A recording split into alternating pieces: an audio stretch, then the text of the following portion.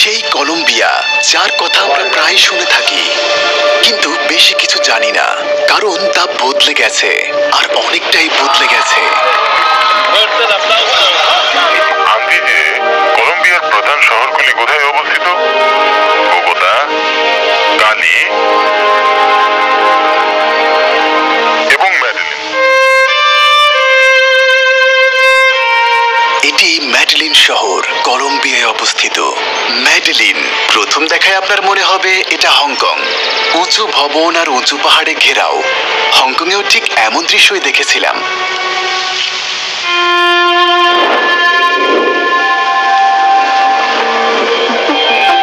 এটি বিশ্বের সবচেয়ে বিপজ্জনক শহরগুলোর একটি।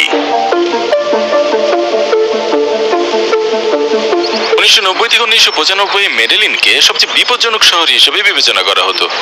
আর মেডেলিনের সবচেয়ে হিংস্র স্থান কোনটি ছিল? এটা ছিল এই পাড়াটি। এখন এটা একটা পর্যটন কেন্দ্র, এখানে প্রচুর পর্যটক আসে।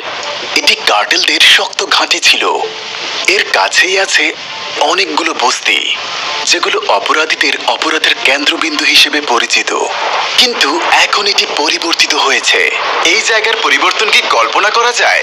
মানুষকে দেখুন, তাদের জীবন দেখুন, এখানে শিল্পকর্ম আর গ্রাফিতিগুলো দেখুন। জায়গাটা বেশ প্রাণবন্ত হয়ে আছে। সব শিল্প আর গ্রাফিতি সবকিছু বদলে গেছে। রাজধানী বোগাটার পরে এটি দ্বিতীয় বৃহত্তম শহর।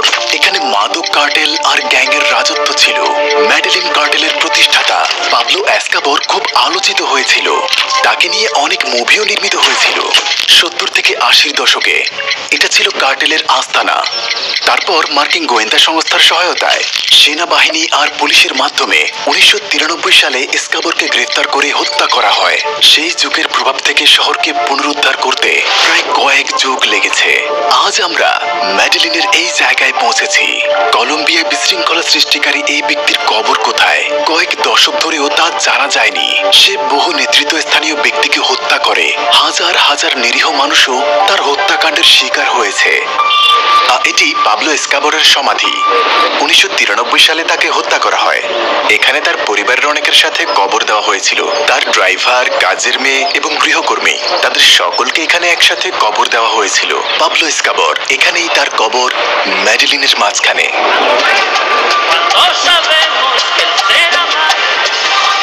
আমরা বর্তমানে দাঁড়িয়ে আছি মেডেলিন শহরের কমুনা 13-তে। 23টি পাড়া বিশিষ্ট কমুনা। কমুনা কি? একটা গ্রুপ পাড়া মহল্লা।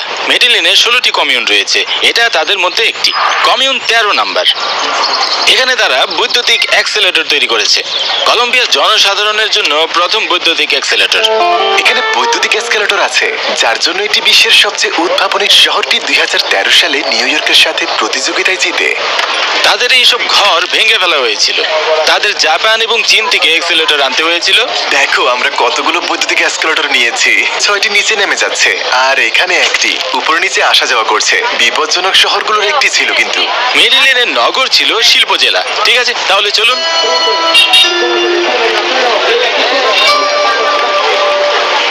একটা অবাক করার মতো বিষয় হলো, এখানকার সম্প্রদায় নিজেই নিজেকে গড়ে তুলেছে। তারা শহরটি পুনর্নির্মাণের সিদ্ধান্ত নিয়েছে, আর বেশ পরিবর্তনও আসে। 1993 সালে পাবলো এসকোবারের মৃত্যুর পর সবাই বিশ্বাস করত সেই শহরটি আরো উন্নত করা হবে। কিন্তু ব্যাপারটা উল্টো হয়ে গেল। মেডেলিন সবচেয়ে বিপজ্জনক শহর হয়ে ওঠে, আর তা 2006 পর্যন্ত স্থায়ী হয়। মেডেলিনের সেই সমস্ত বিপজ্জনক চিত্র বদলে দিতে হবে। কিন্তু পরে আমরা বুঝলাম যে আমাদের ভাবমূর্তিটাই পরিবর্তন করতে হবে। আমরা পরিবর্তন করেছি। আমরা মেডেলিনকে বদলেছি।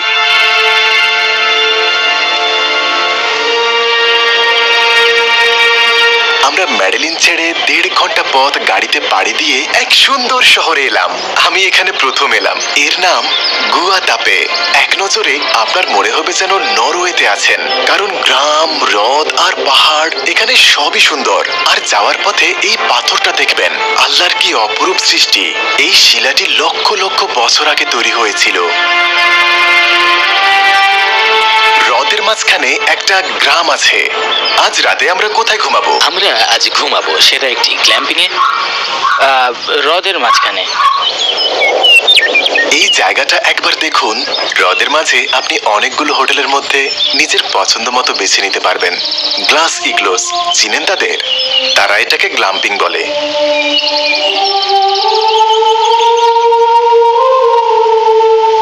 একেবারে হ্রদের মাঝে। এই সব হ্রদই কৃত্রিম, যা বিদ্যুৎ উৎপাদনের জন্য তৈরি হয়েছে। 1970-এ বাঁধ নির্মাণের মাধ্যমে এখানে অনেক হ্রদ তৈরি হয়। এটি জলবিদ্যুতের বৃহত্তম উৎপাদক হয়ে ওঠে। এটি সামাজিক, অর্থনৈতিক আর রাজনৈতিক উন্নয়নে বেশ অবদান রেখেছিল। এটা কলম্বিয়ার আরেক প্রান্ত, লোকা নদী। 16শ শতাব্দীতে আদিবাসীদের নামে নামকরণ করা হয়েছিল গুয়াতাপ। বিস্তৃত পর্বতমালা এবং উঁচু নদী, উপত্যকা, উর্বর উঁচু ভূমি আর গভীর জঙ্গল। আমরা গুয়াতাপে আমাদের সফর শেষ করেছি। পাহাড় থেকে আমাদের ঝুলন্ত হোটেলটা দেখতে চাই, পেরুর মতো। এখানে ঘুমাতে হলে পার হতে হবে। সত্যি বলতে পেরুরটা আরো ভয়াবহ। হ্যাঁ, এই বাড়িটা বাতাসের উপর একটা বাড়ি। বাতাসের উপর? হ্যাঁ, বাতাসের উপর। আমি এখানে 4 বছর ধরে কাজ করছি। আপনার ভালো লাগে? হ্যাঁ, কারণ আমি একজন পর্বতারোহী। আমি পর্বত পাথরের কাছে থাকতে পছন্দ করি। সবাই পরিবর্তনকে স্বাগত জানালো, আরো ভালো কিছুর জন্য, যা পুরো সম্প্রদায়ের সিদ্ধান্ত। জানেন কি আমি কোথায়? দেখুন, আপনাকে মাঝখানে রেখে এটা খুলে দিয়ে আপনাকে ঘুমাতে বলবে। হ্যাঁ, এটা নড়ছে। এটা ঝুলন্ত হোটেল, দেখতে পাচ্ছেন?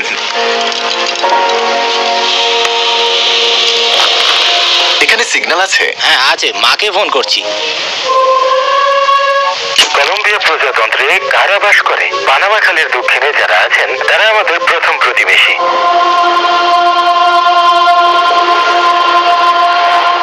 অদ্ভুত কলম্বিয়া। আমরা ছিলাম উত্তরে, তারপর দক্ষিণে। চমৎকার একটা দেশ, কিন্তু দুর্ভাগ্যবশত এখানেও অনেক দুর্নীতি। এই শহর দিয়ে আমরা আমাজনে যাব, আর আমাজন 7টি দেশে ছড়িয়ে আছে। এগুলো বিশ্বের বৃহত্তম বন, কলম্বিয়ার আমাজন। আমরা পাহাড় থেকে বনে নেমে যাচ্ছি। বিসমিল্লাহির রহমানির রহিম।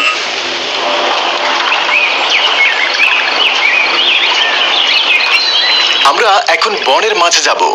আমরা ভেনেজুয়েলার সীমান্তে আছি।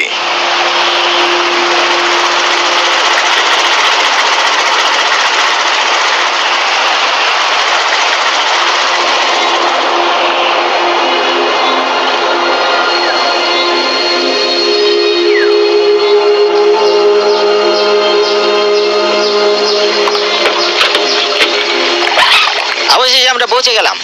2 ঘন্টা পর বনের ঠিক মাঝখানে আপনি 3টি পাহাড় দেখতে পাবেন, বেশ চমৎকার। আপনি যদি ইনিরিডা নদী অনুসরণ করে যান, ব্রাজিল, ভেনেজুয়েলা এবং কলম্বিয়া সীমান্ত দেখতে পারবেন। আর এটা হলো সেরোস ডি মাভিকিউর পর্বত। এটি কলম্বিয়াতে খুবই জনপ্রিয়। লেবু শরবত সবখানে, এমনকি জঙ্গলেও। আমাজনের বন ল্যাটিন আমেরিকায় ব্যাপকভাবে ছড়িয়ে আছে। আদিবাসী উপজাতিরা বিভিন্ন জায়গা থেকে এসে বসবাস করে। ব্রাজিলের কিছু উপজাতি আছে, কলম্বিয়া থেকে আসা উপজাতি, পেরুর উপজাতি।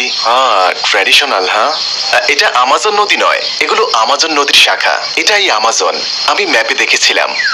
আমাজন নদীর শাখা প্রশাখা এটিকে মহানবিশ্বের বৃহত্তম করে তুলেছে।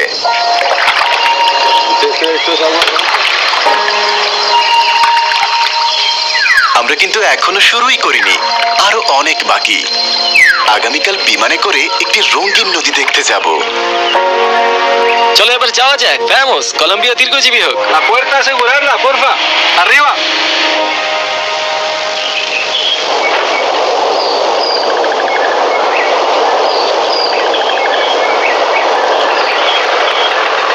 কলম্বিয়ার দক্ষিণে আপনাকে স্বাগতম। ওকে বন্ধুরা, এটা পৃথিবীর সবচেয়ে সুন্দর নদী। এটি পৃথিবীর সবচেয়ে সুন্দর নদী, যা 1969 সালে আবিষ্কৃত হয়েছিল। এর নাম রিভার অফ 5 কালার্স। কারণ হলো ম্যাগারিয়া ক্লাবিকেরা। এই অসাধারণ উদ্ভিদটি ম্যাকারেনিয়া ক্লাবিকেরা, এটি শুধুমাত্র কলম্বিয়াতেই পাওয়া যায়। এই ফুলটা দেখুন, এটা গোলাপি। এই উদ্ভিদ পৃথিবীর আর কোথাও পাওয়া যায় না। এটি 100 কিলোমিটার লম্বা। এটি শুধুমাত্র কলম্বিয়াতেই পাওয়া যায়। অন্য কোথাও এটি রোপণ করা বেশ কঠিন, তাই আপনি শুধু এখানেই এই নদীটি পাবেন। আচ্ছা, রংগুলো ফুল থেকে আসে। এটা পৃথিবীর সবচেয়ে সুন্দর নদী। কানো ক্রিস্টাল এই অসাধারণ নদীর নাম। এই সুন্দর উদ্ভিদটি মাত্র 6 মাসে স্থায়ী হয়। এখানে আপনি এমন গাছপালা ও পাখি পাবেন যা পৃথিবীর আর কোথাও পাওয়া যায় না। সুবহানাল্লাহ, আল্লাহ অনেক মহান। ও আল্লাহ।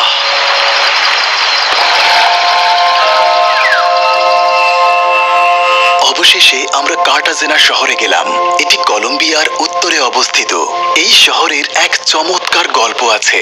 ওকে বন্ধুরা, আমরা কার্টাজেনা শহরে পৌঁছে গেলাম। এটি কলম্বিয়ার উত্তরে ক্যারিবীয় অঞ্চলে অবস্থিত। এটি কলম্বিয়ার সবচেয়ে সুন্দর শহর। এটি কলম্বিয়ার ইতিহাস। এর গল্পটা কি? কার্টাজেনায় অতীতে একটি দাস বাজার ছিল। প্রায় 400 বছর আগে তারা এখানে আফ্রিকান দাস এনে রাখতো। তারপর ক্যারিবীয় মানুষরা এখানে আসে এগুলো কিনতে।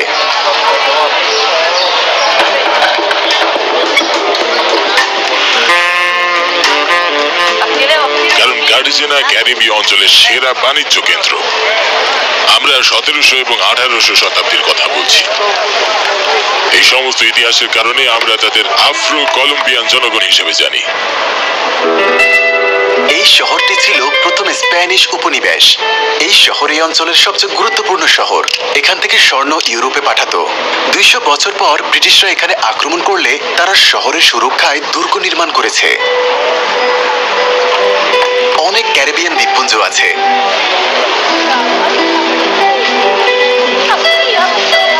ডান্স আর মিউজিক আমাদের রক্তে মিশে আছে। বোগোটায় বাসকারীরা মেডেলিন আর ক্যালির চেয়ে আলাদা। তারা আরো ভালো নাচতে পারে।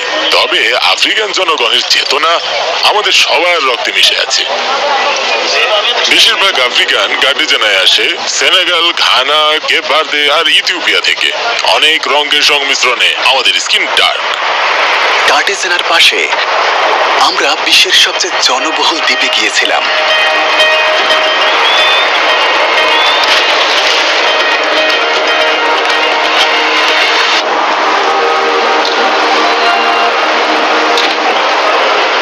দ্বীপটি দেখতে পাচ্ছেন, এটি কার্টাজেনা শহর থেকে মাত্র 2 ঘন্টা দূরে। আশ্চর্যজনকভাবে এই দ্বীপের বাসিন্দার সংখ্যা 1200 জন। এটা পৃথিবীর সবচেয়ে ঘনবসতিপূর্ণ দ্বীপ। এটা এতটাই ছোট যে তারা একে অপরের উপরে থাকে। পুলিশ ছাড়া এই দ্বীপে কি করে সম্ভব? কলম্বিয়ার উত্তরে ক্যারিবিয়ান দ্বীপকূলে একটা অদ্ভুত দ্বীপ আছে, বিশ্বের সবচেয়ে জনবহুল দ্বীপ হিসেবে পরিচিত। এটি খুবই ছোট। এতে 1200 জন লোক বাস করে। তারা একে অপরকে চেনে। এটা একটা পরিবারের মতো মনে হচ্ছে। আমরা প্রথমেই পর্যটক গাইড খুঁজে বের করলাম। একটি বিখ্যাত চ্যানেলে এই দ্বীপ নিয়ে কথা বলার পর অনেক পর্যটক এই দ্বীপে ঘুরতে আসে। এটি শহর থেকে প্রায় 2 ঘন্টা দূরে। এই দ্বীপে কোনো পুলিশ অফিসার নেই। দ্বীপের বাসিন্দারা তাদের সমস্যা নিজেরাই সমাধান করে। আইনবিহীন দ্বীপ, তারা নিজেরাই এখানে শাসক। বিদেশিরা এই দ্বীপে মাত্র 1 সপ্তাহ থাকতে পারে। আপনি সমুদ্র দিয়ে ঘেরা থাকবেন, ক্যারিবিয়ান সাগর। এখানে মাত্র একটি হোটেল আছে।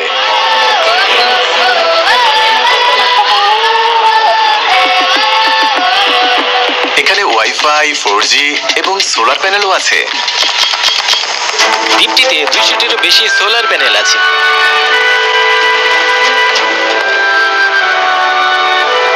এই দ্বীপে কোনো রেস্টুরেন্ট নেই। তারা বাড়িতেই সব খাবার তৈরি করে। তো দ্বীপে আমাদের কোনো রেস্টুরেন্ট নেই। এখানে কেবল একটাই দোকান আছে, তবে শহরে সবকিছুই আছে। এটা এখানকার দোকানগুলোর মধ্যে একটা। পোশাকের ছোট ছোট জিনিস কিনতে পারবেন, যা প্রয়োজন সব এখানে আছে।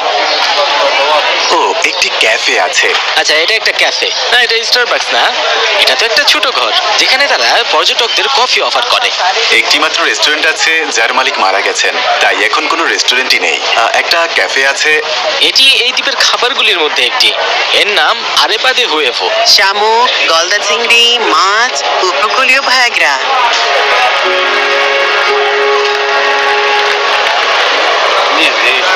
এই দ্বীপের সবচেয়ে বয়স্ক মহিলা, তার বয়স 89 বছর।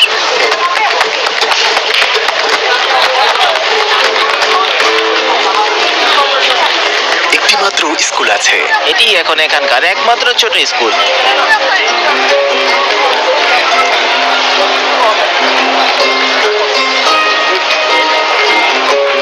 জানি না তারা কিভাবে রাতে ঘুমায় আর কিভাবে সমুদ্রকে সামনে নিয়ে জেগে ওঠে। সামনেই সমুদ্র, এটা একটা অসাধারণ অনুভূতি। দ্বীপটি সত্যিই বেশ জনবহুল, অনেক লোকের বাস। এটা এতটাই জনাকীর্ণ যে এটিকে বিশ্বের সবচেয়ে জনাকীর্ণ শহর হিসেবে চিহ্নিত করা হয়েছে।